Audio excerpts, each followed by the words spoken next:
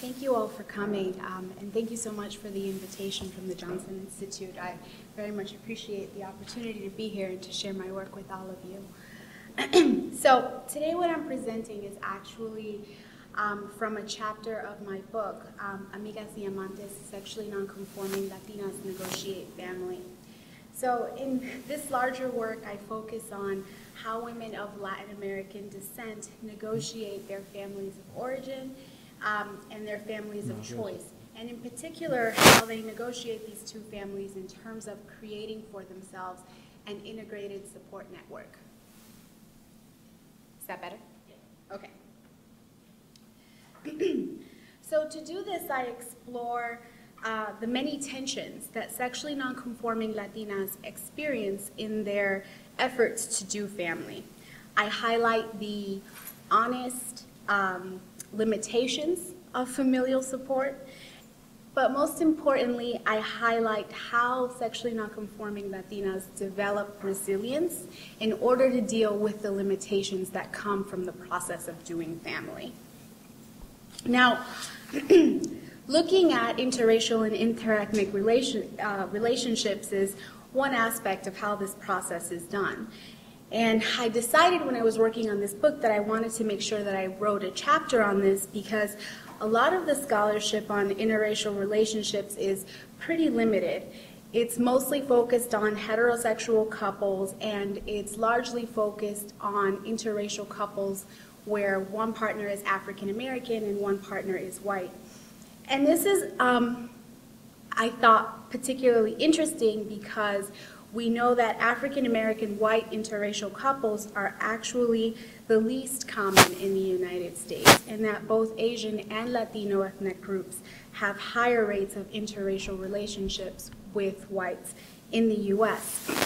So I thought it was kind of interesting that the lack of attention paid to this kind of interracial or interethnic coupling would be something important to explore.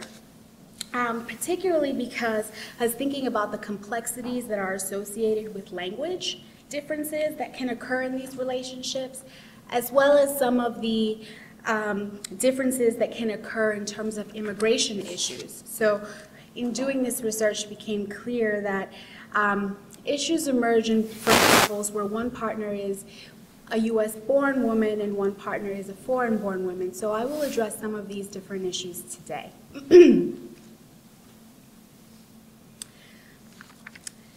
When I started interviewing sexually nonconforming Latinas and the experiences that they have negotiating their relationships, the responses that I received were very loud and unambiguous. The frustrations that sexually nonconforming Latinas described experiencing in their relationships were shaped by a lack of support that they received from their extended families, as well as some of the cultural differences within their relationships that respondents described as, creating a barrier to intimacy within their partnerships. So I wanted to start, I should give you all just a little bit of information on the sample itself. I conducted 42 in-depth interviews, and I did 14 months of participant observation, and the observation took place in two different social groups as well as family gatherings that the participants held. And I did all of this work in the northeastern part of the United States. The sample included 22 women who are second-generation Latinas, and it included an additional 20 women who are first-generation immigrants to the U.S., immigrants or migrants. All of the women self-identified as either lesbian, bisexual, or queer, and many of the interviews were originally done in Spanish. So what I present today, every time I present quotes or excerpts from some of these interviews, you are getting a translated version, my translated version of original interviews that I conducted.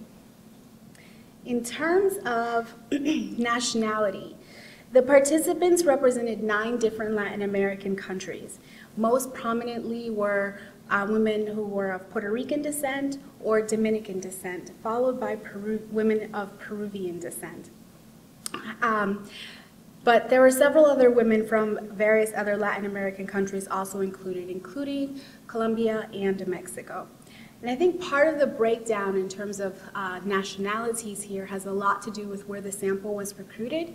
Since I did all of my recruiting in the northeastern part of the United States, it's not surprising that most of the sample is going to be either Puerto Rican or Dominican, whereas if I had done a lot of that recruiting in southern part of the United States, the sample would have looked largely different, I think. I think also myself being a Dominican woman, I think that that also changed a lot in terms of my networks and my abilities to connect with different places, what opportunities I had in terms of being able to reach out to communities to make this research available for us.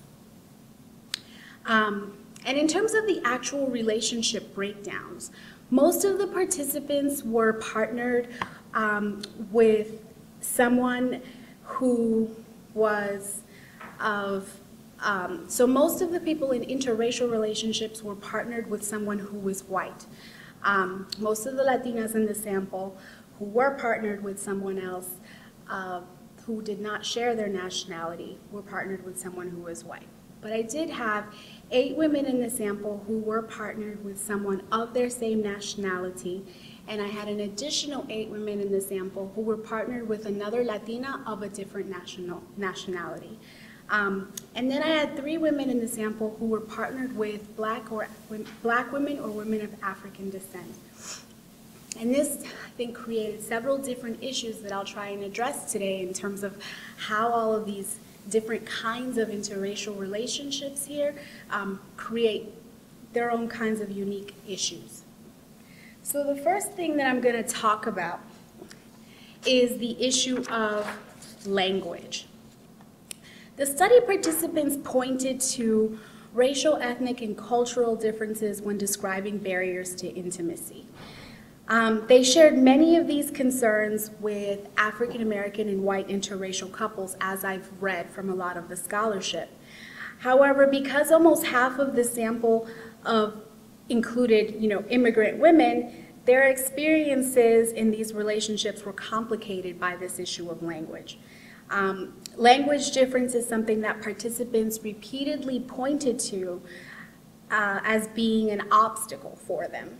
Differences in immigration status was also an obstacle, and we'll talk about that in a minute.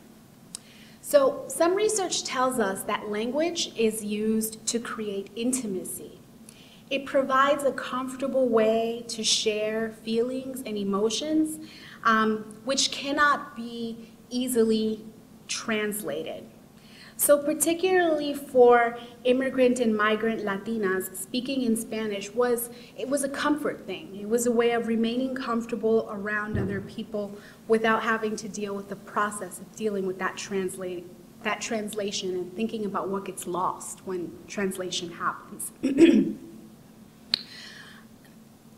So this became a particular hurdle for those women who were partnered with white women who were not bilingual English-Spanish speakers. They reported struggling with a lack of closeness with their partners. They felt that their partners could only come to know and love a certain part of them, and that a part of them would remain unknown to their partners to some degree. So to help illustrate this point I'm making, let me introduce you to one of my participants. Elena is a Puerto Rican migrant who is married to a white woman named June. They have been married for 4 years, and she describes her relationship as a very happy and a fulfilling one, but she also describes some frustration around the fact that June doesn't speak Spanish. And she describes it this way. She says, "Just the other day, we were talking, and I was telling her, I have this whole other life. I have this whole Puerto Rican life where everything is in Spanish, and you're not in it. I'm sorry, but I can't be translating. This is cilantro, this is recao. I think that when you're in a relationship with somebody who is of a different culture, at least for me, I get divided in two. I don't know how to flow easily. I like when I hang out with my Puerto Rican friends. We all speak Spanish. I don't have to translate. We don't speak English to each other, even though we all speak perfect English. It's not like to make a political statement about our language or our culture. It's just being relaxed, talking to each other, and not worrying about translating. So as a sidebar, even before I continue, the difference between cilantro and recao that Elena is describing here, she's talking about spices that are often used in Caribbean foods to make lots and lots of traditional dishes. The problem is that cilantro and recao look very, very similar if you see them in a supermarket, so they're very easy to confuse. So she was bringing this up as an example of her being in the supermarket with June and her saying, go get me the recao, in the supermarket, and June showing up with cilantro instead, which doesn't work, right? So she brings this up as an example of June not having an understanding about this difference in terms of cultural traditions and foods, but also an example of her feeling like she has to translate those differences for her partner. So Elena expresses some regret for not being able to reach what she believes is a heightened level of intimacy with June. She laments the work that's involved in teaching June things that she has come to take for granted, things that she sees as just, part of her everyday life. So she struggles with wanting June to understand some of these taking for granted things which she feels make up a part of who she is. Despite being very happy in her relationship, the language differences make Elena feel further apart emotionally from June than what she would like to be.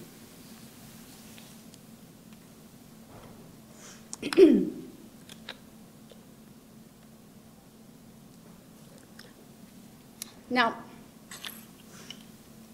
as Latinas, the power issues are going to be inherent in any relationships that they have with white women in the United States. This would be the case even if language itself was not necessarily an issue. But power in these relationships played out particularly around issues of immigration. The participants who were not, like many of the participants who were not fluent in English, those Latinas who were in relationships with white women, but who also struggled with being undocumented, dealt with a specific kind of dependency issue that they had on their partners that created some tensions in relationships. Their vulnerable status in this country impeded their quality of life and often frustrated their partners. Many of these partners were women who'd taken their own citizenship for granted and who were considering and thinking about the issue of having an undocumented status for the first time. So this created sometimes hierarchies in relationships, and for some of the participants could create some kind of toxic issues in terms of equality and egalitarianism in the relationship. So for example, one of my participants, Vanessa, is a 36-year-old woman. She is undocumented. She's from Colombia, and she has been living in the United States for about 5 years. At the time that I interviewed her, she had just gotten out of a very difficult relationship. And she describes a lot of the issues that she had in her previous relationship as being related to her partner's more stabilized position in the United States, her partner's fluency in English, more stable job, having citizenship, all created these kind of hierarchies between them that she felt worsened a potentially negative situation between them. So she describes it this way. So Vanessa says, "She was a white woman. She earned more money than me. She had her own apartment and I did not. I felt like she was in a position of power over me. I felt like she abused me a lot, kind of like between a man and a woman. She would abuse me emotionally a lot. She always tried to rise herself up by making me feel bad. But I could see these things. She would try to say to me, I can't remember why I was ever interested in you. Remind me. But I never left her. She tried to hurt me, but I wouldn't let that affect me. So in this particular example, Vanessa's talking about her own struggle with this kind of emotionally abusive relationship. But several things come up that are important. The first of which is she equates some of the power issues that are a problem in her relationship to larger issues of patriarchy. She seemed to have developed certain kinds of idealistic ideas that being in a relationship with a woman, that this would not in itself exist, without really coming to terms with the fact that being in a relationship with a woman doesn't necessarily place both women on the same place in terms of social position in the United States. Vanessa is also struggling with her undocumented status being a very new vulnerability for her. She came to the United States on tourist visas. She's since stayed with education visas, but has been unable to maintain that particular process because of the high cost of those education visas and the high cost of the actual schooling. So it's kind of depleted her savings and put her in a much more vulnerable position than she is even used to being herself. So this, I think, creates a certain kind of vulnerability for her that she's still grappling with, still learning how to even become comfortable with, and then trying to figure out how to be a better advocate for herself in relationships in the future while dealing with this particular issue.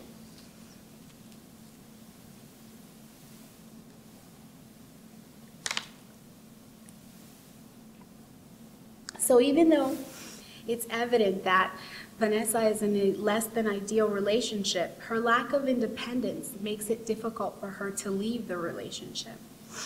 In entering a relationship with another woman, she had idealistically just created this idea that, things would work out well for her, and that she would have a partner that was far more accepting of her than it actually turned out to be. So she's found herself in a position where she's learned some pretty harsh lessons pretty quickly. Now, the Latinas in this study didn't just report issues when they were in relationships with white women. They also experienced these disconnects when they were in relationships with other women of color.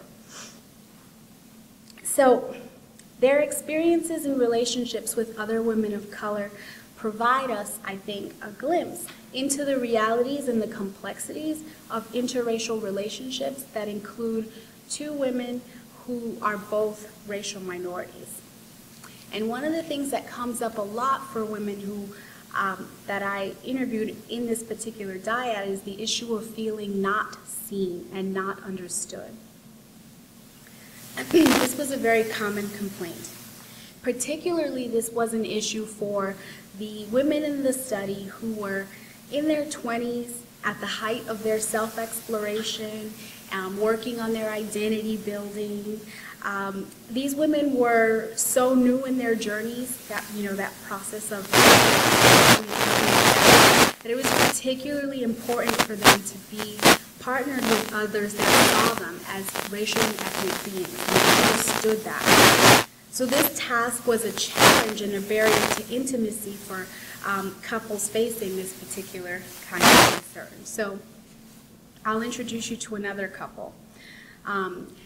Janet and Gisela met when they were in college. Janet is a Chicana woman, and Gisela is an Afro-Latina Dominican woman. Janet is a very fair-skinned woman. And Gisela has strong African features, darker skin, more African textured hair.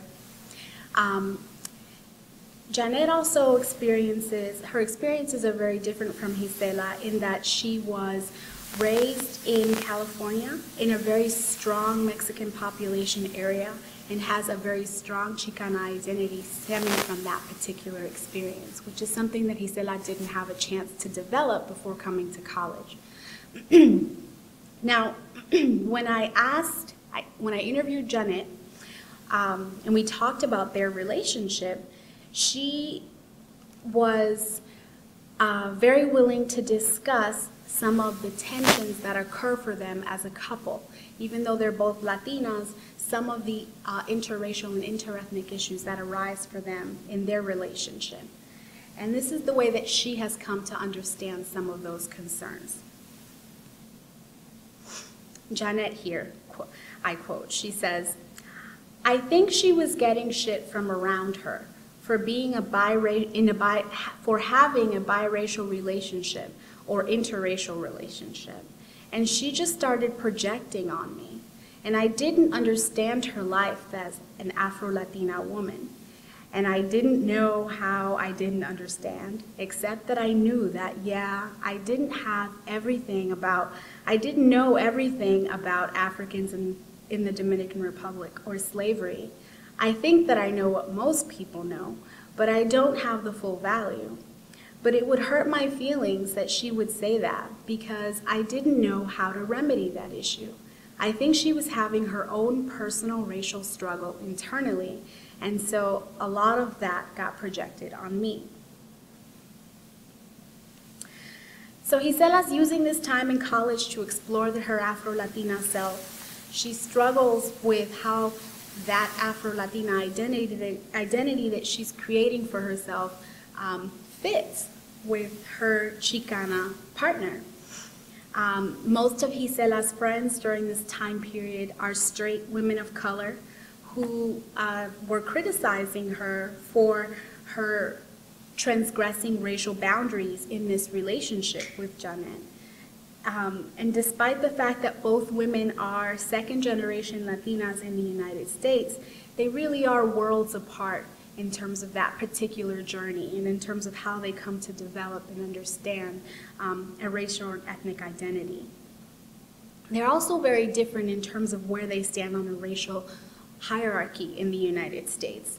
Gisela is still read as black, while Janet can pass as white in many instances, and very much so when comparing Janet to Gisela's circle of friends.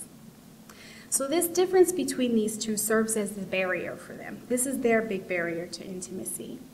And it creates tension at an interpersonal level between these two women.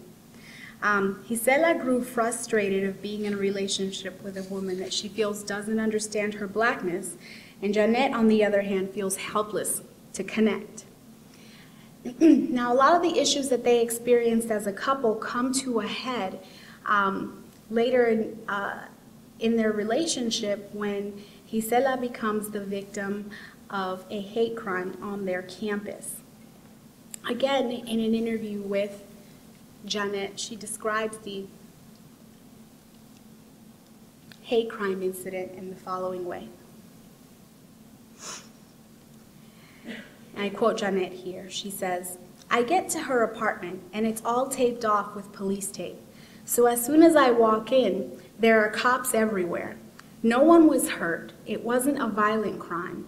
All I could see was the whole entryway of the apartment, and only her door were painted on. They put an upside-down purple triangle on her door.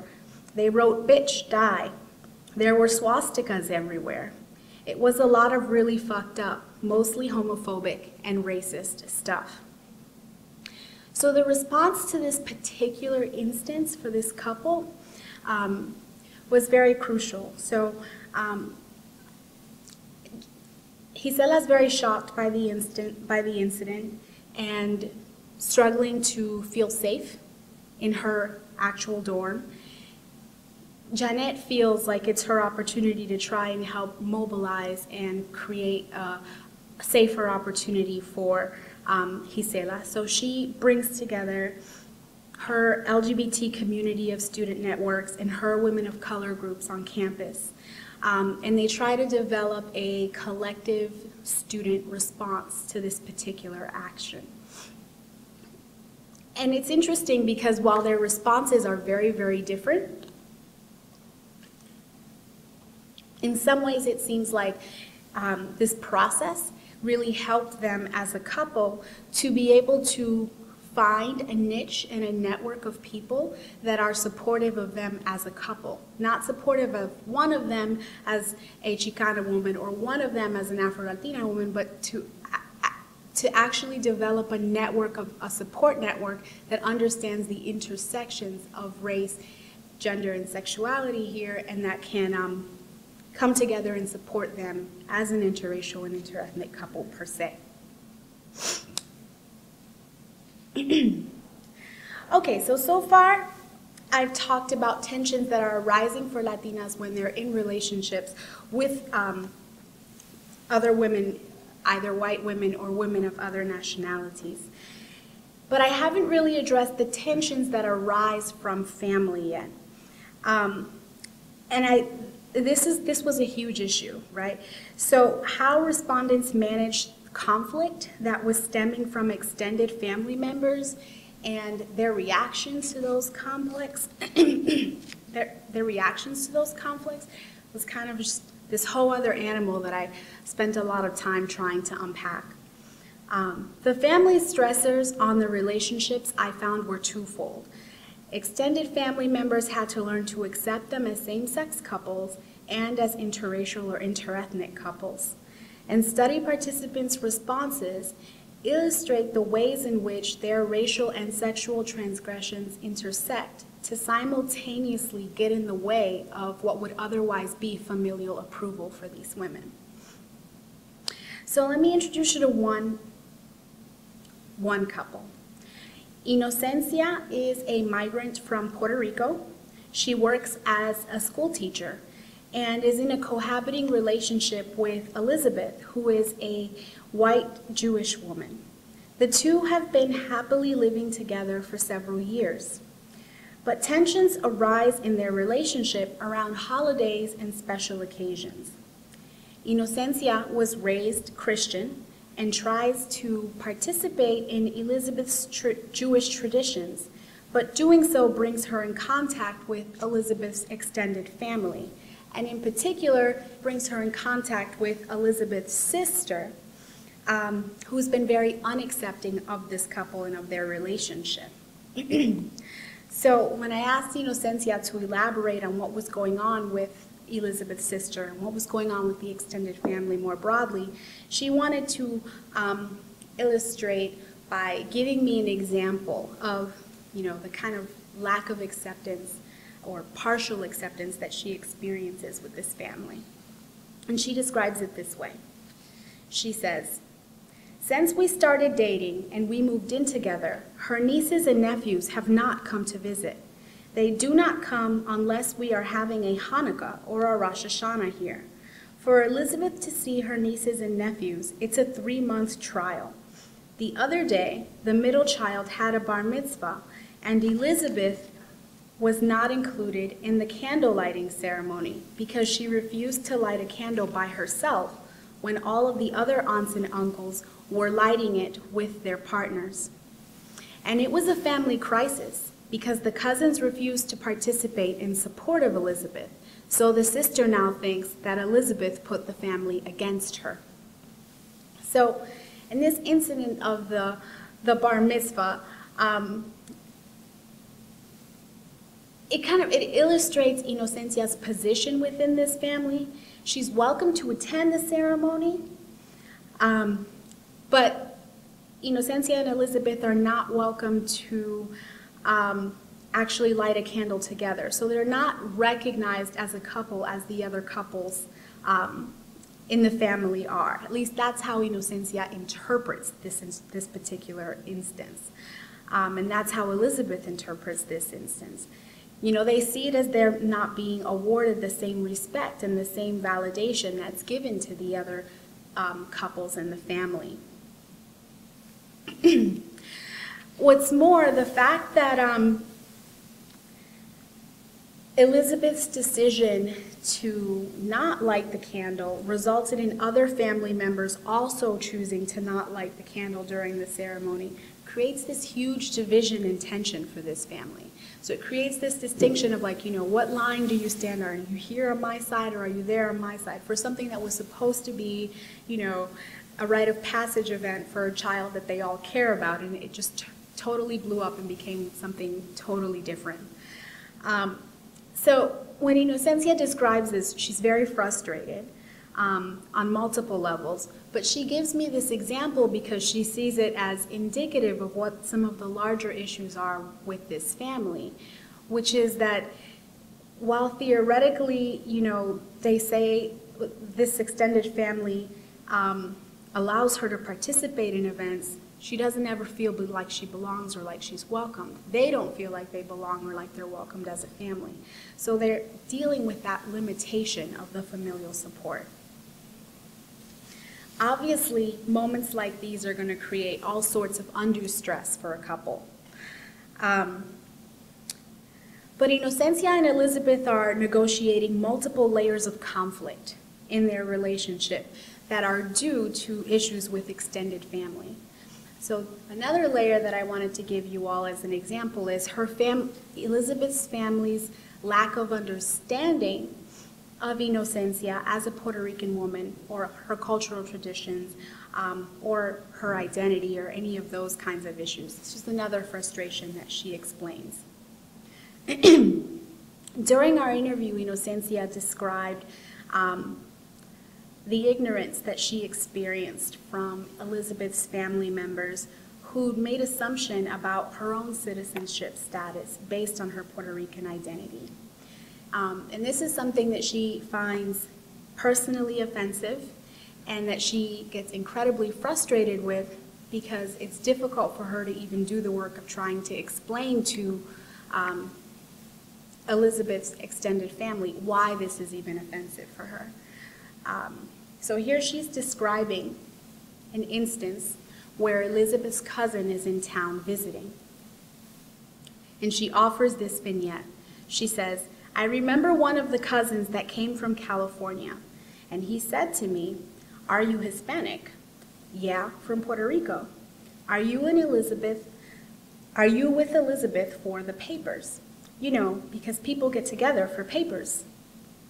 'I'm a U.S. citizen. I was born a U.S. citizen. You need to get your facts straight, and I take offense to that. People think that because you are Hispanic, you just need the green card or the citizenship stuff.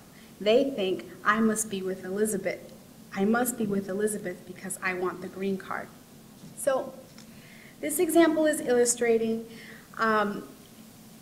several different things, right? So clearly her cousin is not understanding the position of Puerto Ricans in the United States, right?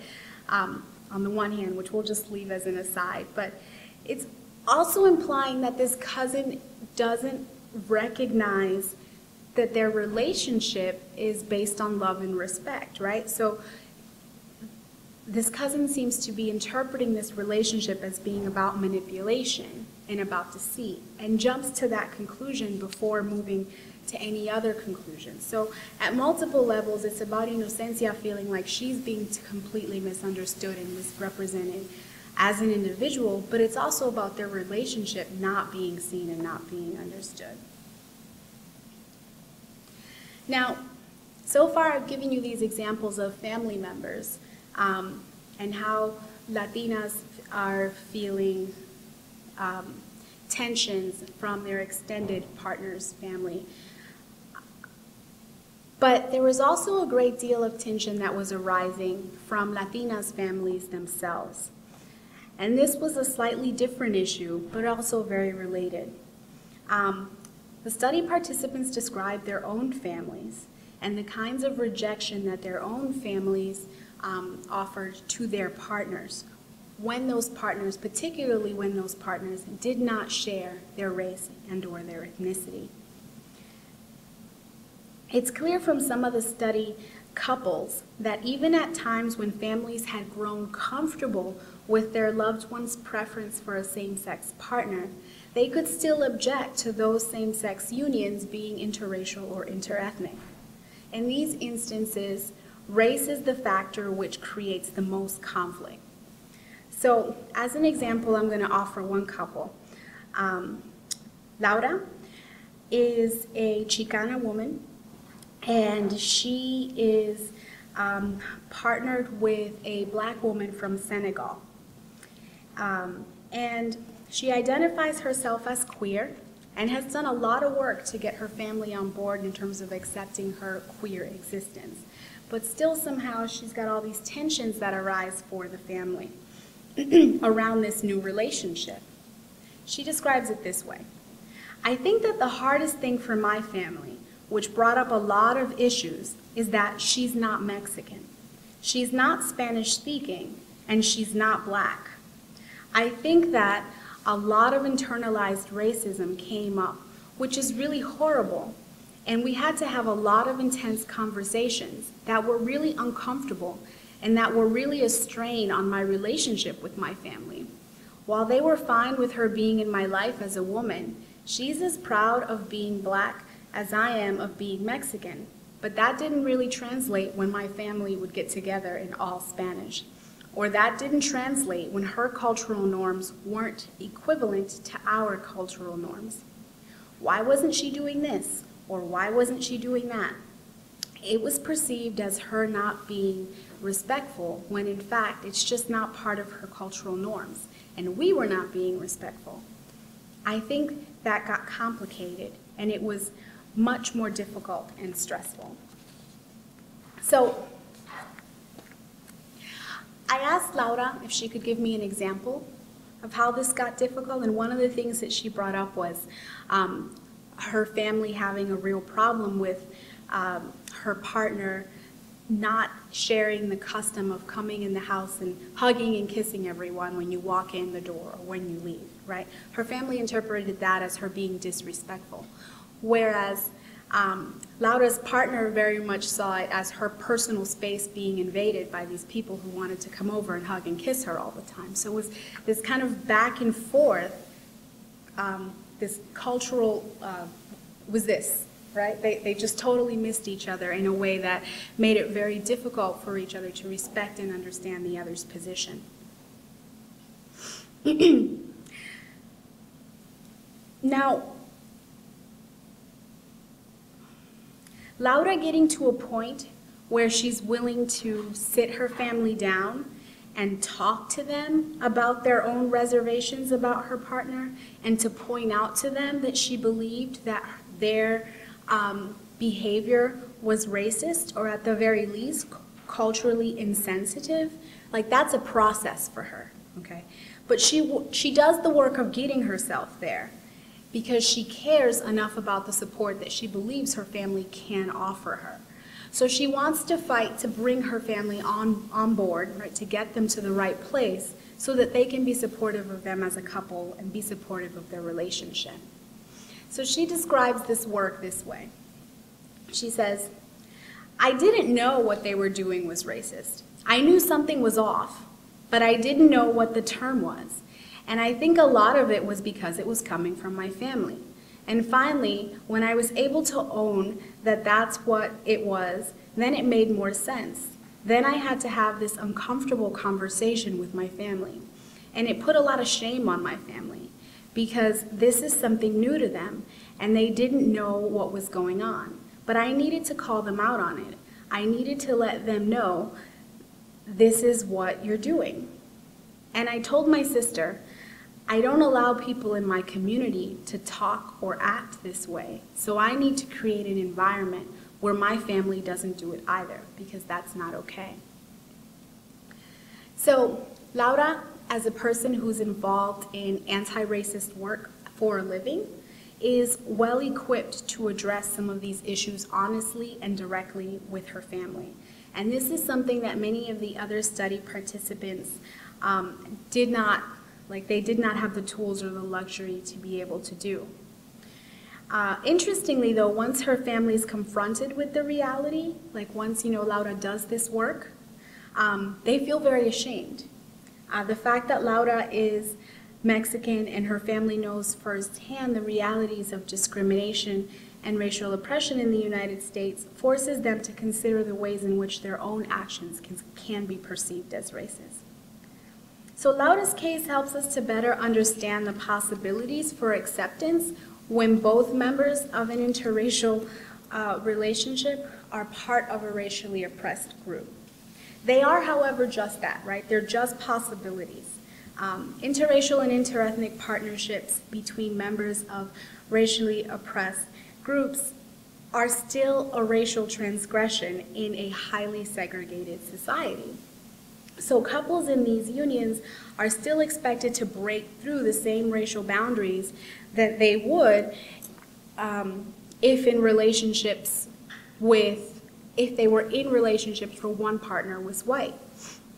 So for study couples where both partners are members of a racially oppressed group, the barriers are not just about race, they're also about culture, they're about language, and they're about religion as well. And these additional layers and complexities call for couples in these relationships to engage in twice as much emotion work to deal with negotiating these families.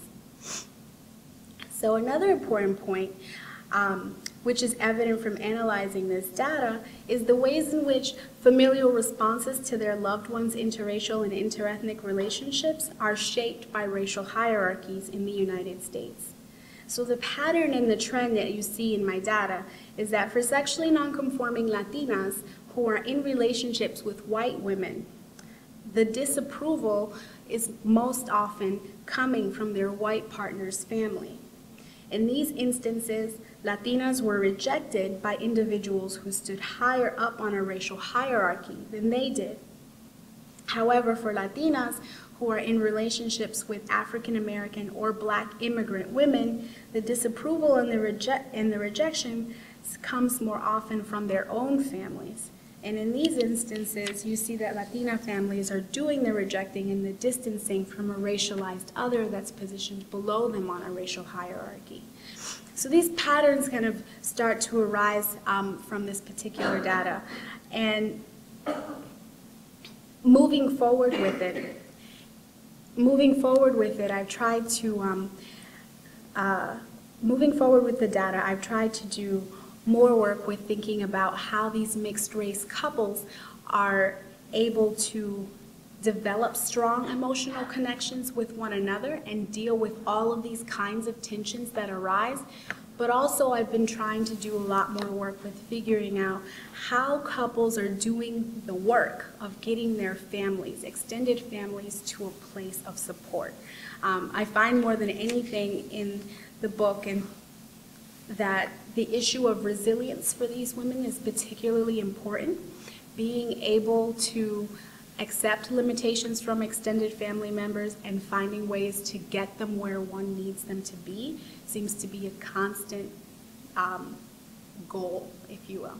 So I'll stop there for now, and I will take questions if you all have any. Thank you.